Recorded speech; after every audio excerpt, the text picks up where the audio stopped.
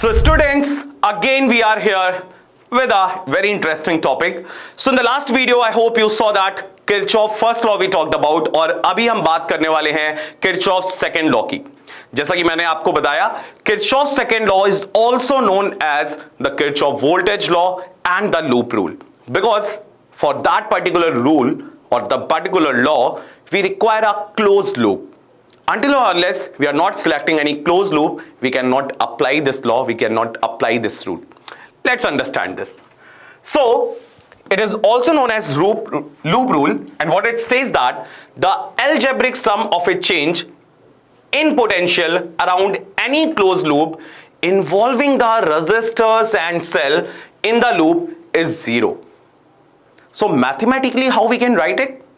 Again, let's read that statement. The algebraic sum of potential around any closed loop, it is also involving the resistor and cell that must be equal to 0.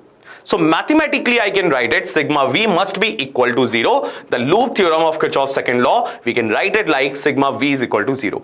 And when I'm talking about in the terms of potential drops and EMF, we can express it as a sigma IR, that means the potential difference across the resistance, plus the EMF of cell that must be equal to 0. Whatever cells, whatever resistance, whatever potential drops coming in that closed loop, the algebraic sum of them must be equal to 0. That is the Kirchoff second law. But to apply the Kirchoff second law, we should know about some important conventions there. Until or unless we are not knowing about the conventions, we are not able to apply the Kirchoff second law. Let's see that. What are these conventions? So the first rule of sign convention, the change in the potential in traversing a resistance in the direction of current is minus IR, while in the opposite direction plus IR, as shown in a figure.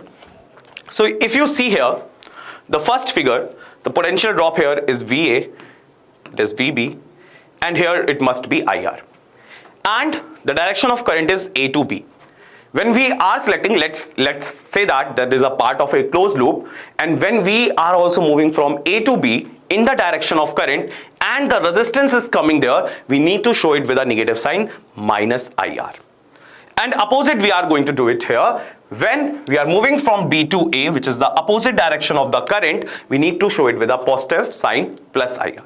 So that is the first rule of sign convention when we are going to apply the Kirchoff's second law. The second rule here is also very important. The change in a potential in traversing an EMF source from negative to positive is positive E. What that means? Let's understand this also. But let's first read that statement. While in the opposite direction it is minus E, irrespectively of the direction of current in the circuit as shown in a figure.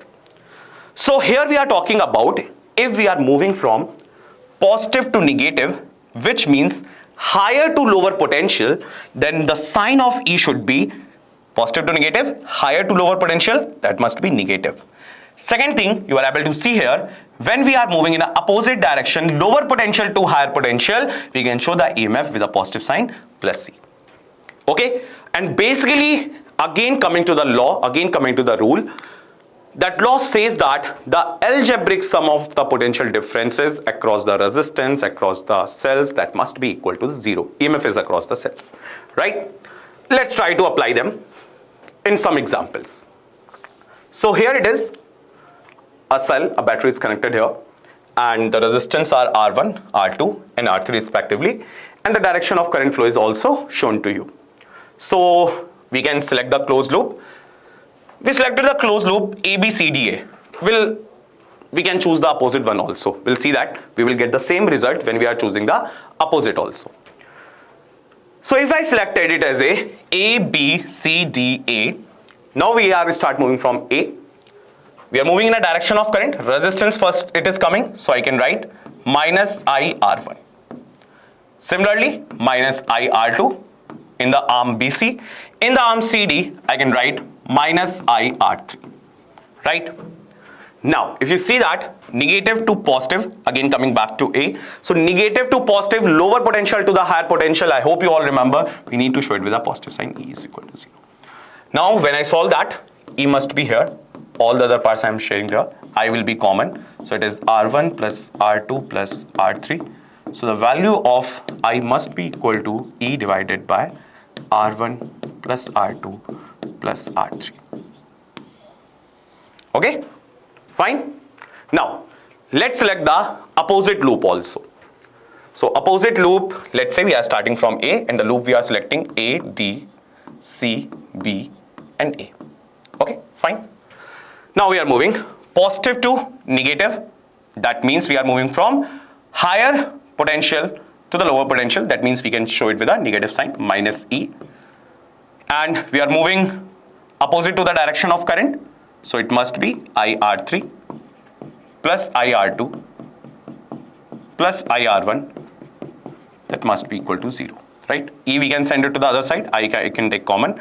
So similarly we will get I is equal to E, R1 plus R2 plus R3. I hope this is making sense to you, right? So in that also, like the light chapter we discussed previously, the sign conventions are important. So when we are applying the Kirchoff's law, again the sign conventions are very much important. So in the end, let's read the statement of Kirchoff's second law again. It says that the algebraic sum of change in potential around any closed loop is also one of the necessary condition to apply that law, involving the resistors and the cells in the loop, that must be equal to 0. Okay, so I hope you enjoyed that. Try some questions to solve it. If you are getting any confusion, any doubt, please let me know in the comment box. Thank you all for joining. Bye bye.